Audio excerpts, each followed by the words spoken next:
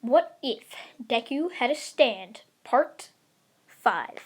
Now, where I left off, the gang is going straight to the training camp. Now, remember, Bakugo is, thanks to Deku, has to do extra studying because he failed since he went straight after All Might, getting knocked out immediately.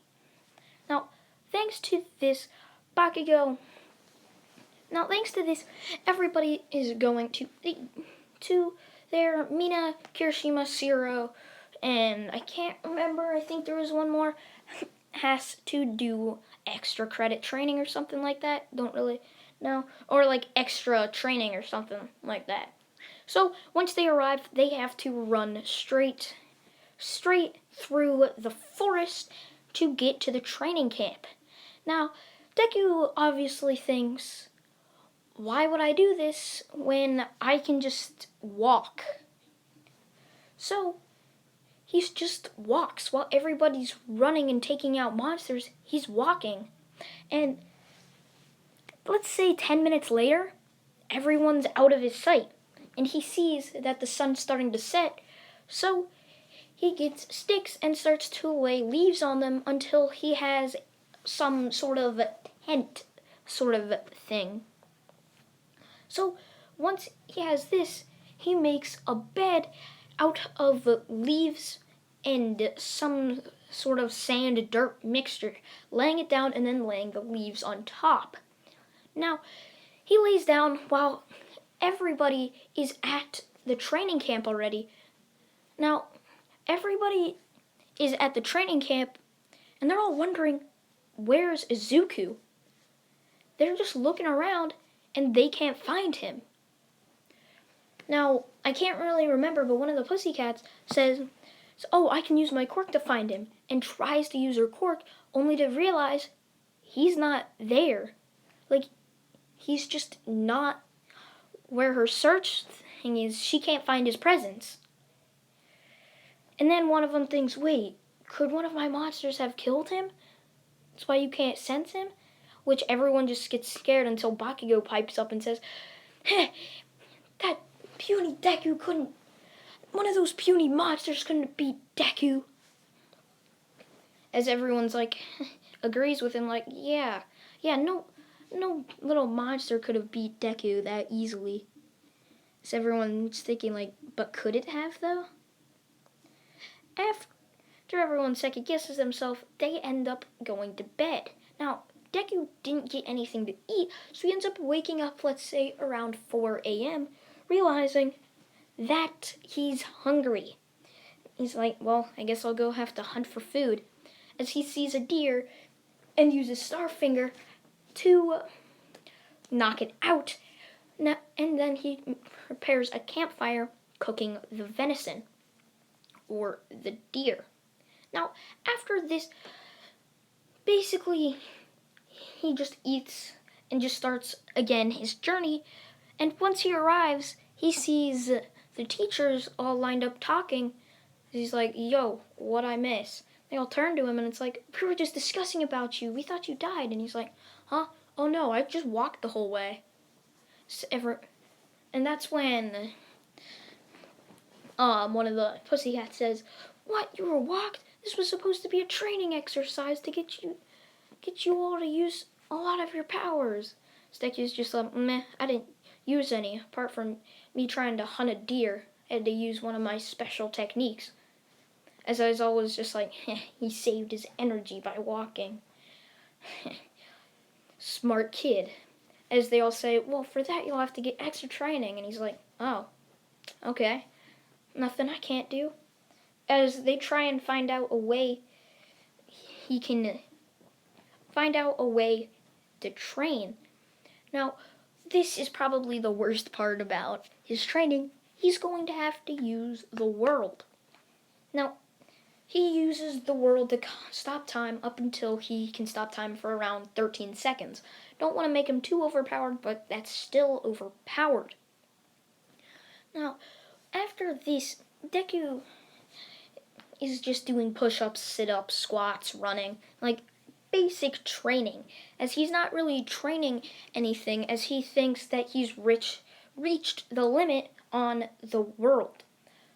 So, let's say time skip a couple weeks, he's probably gotten the world maybe a millisecond, or maybe not even a second, maybe like 2/3 of a second more. So he's still at 13 and 2/3 of a seconds for the world.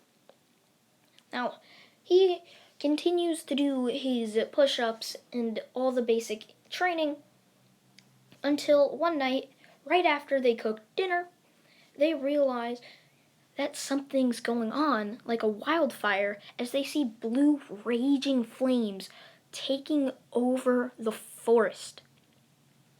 All of them are kind of shocked, besides Deku, who's just like, possibly a villain attack.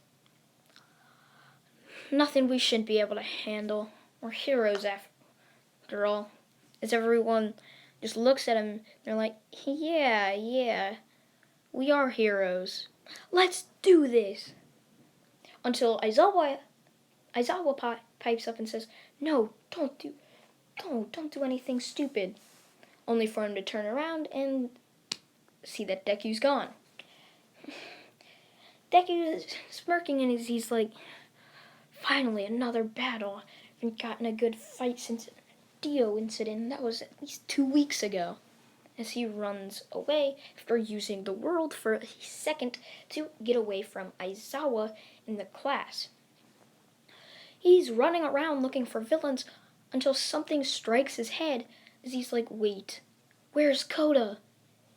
Which just happens to be that little kid that ends up having to be stuck with Muscular on a mountainside. Deku ends up finding him only to see just a little hat. He runs up to Muscular and says, "Ura ura rush!" As Star Platinum comes out and says, "Ura ura ura ura ura ura ura ura ura ura," and just keeps punching Muscular until Muscular looks like a deflated balloon. As Deku walks over to the side of the cliff to see Koda's hands slipping, only for Star Platinum to catch him and lift him up, Deku says, "And that's why you don't sneak off and run away, kid. You should have stayed with your aunt." Which Koda kind of is freaked out that this guy's going to be a hero, as he's cold as crack, basically. So after this, Koda's like, well, that was so cool, thanks. I barely saw anything, but I saw how your quirk, that shield thing, destroyed that guy. It was pretty cool. Deku just chuckles a little bit, like, yeah, quirk. As Deku walks back with Koda, as he's like, wait, there's still villains here. The world! Star Platinum! The world! As he grabs Koda and rushes over to Aizawa and puts him down, as he says time is beginning to start moving again. So Aizawa's like, whoa, where'd you come from? And he's like, I found Koda and dropped him off. So Aizawa's like, good, now go back in there with the students. As Deku goes back in, only to see a couple students missing.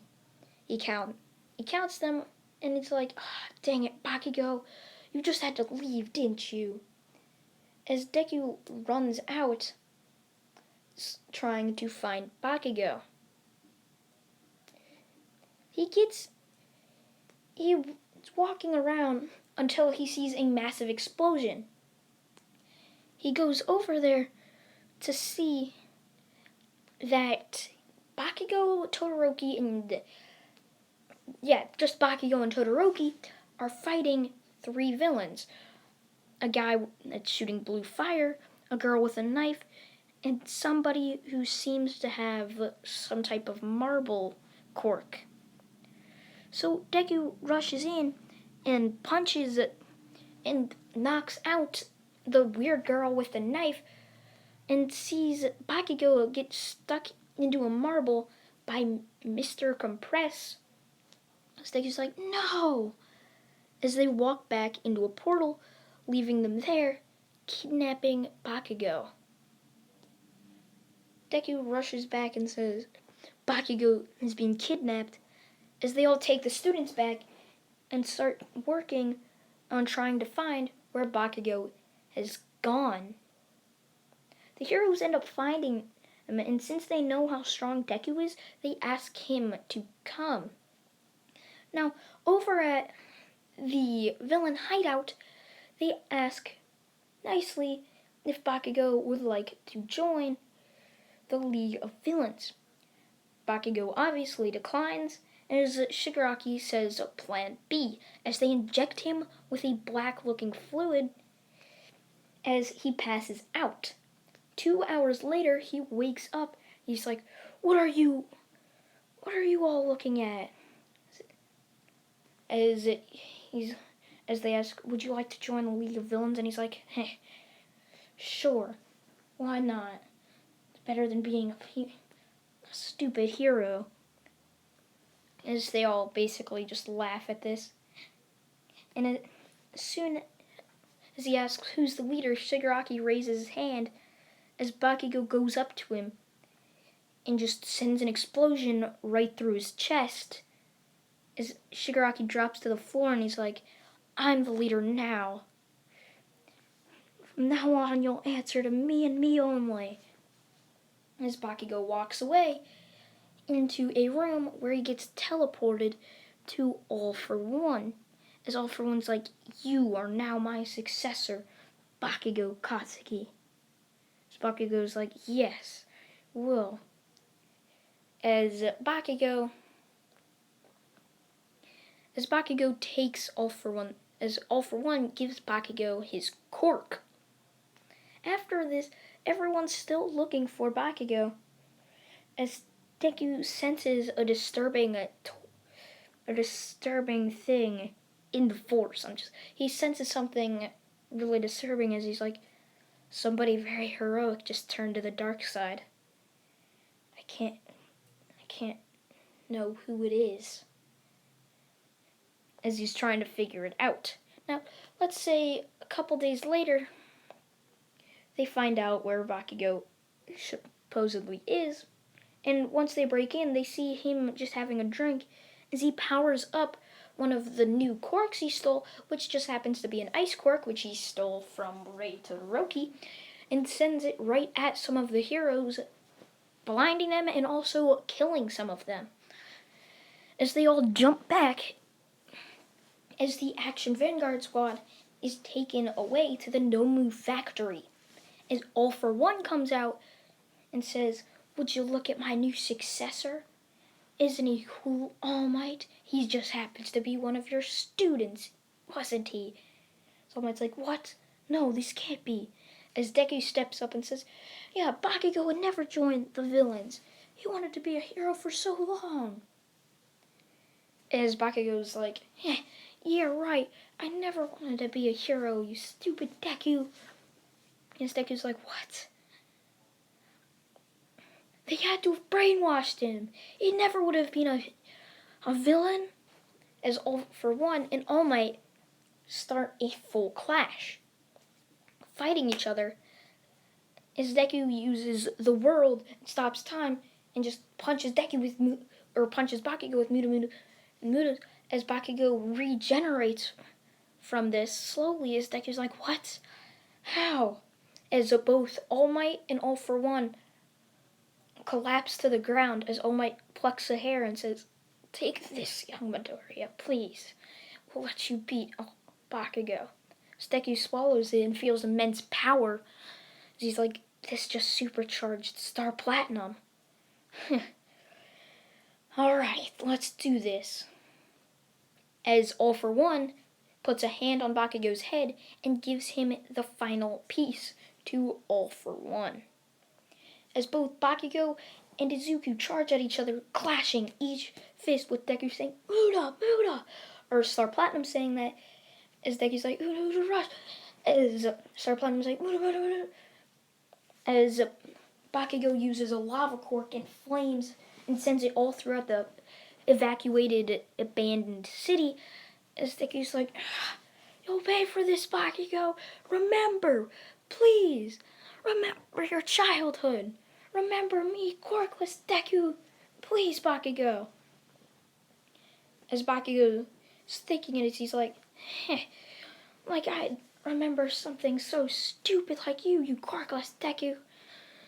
As Deku just looks back, shedding a tear, as he's like, you are my brother, Bakugo, please. As Bakugo says, nope.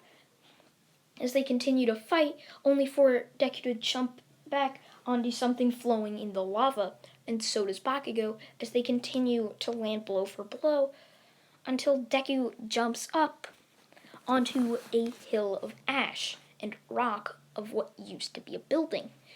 As he says, it's over, Bakugo. I have the high ground. As Bakugo says, you underestimate my power. As Deku's like, don't try it. As Bakugo's like, yeah. As Deku just punches a hole. As Deku says, Star Slash. As he slashes both of Bakugo's arms and legs off. As Bakugo falls and tumbles down into the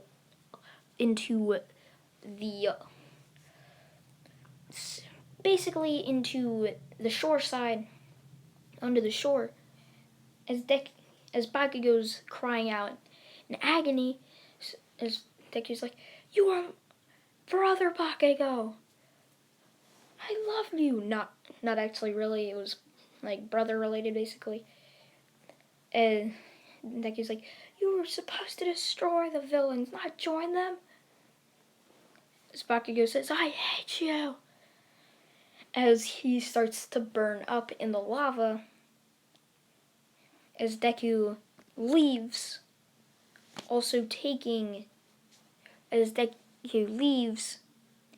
taking what Bakugo could have used to restore his body, his limbs, and throwing them into the lava, as nothing could repair his detached limbs, as Bakugo is writhing in pain. So I hope you guys did enjoy What If Deku Had a Stand Part 5. On Monday, it will be Part 6, the final part. See ya, guys. Bye.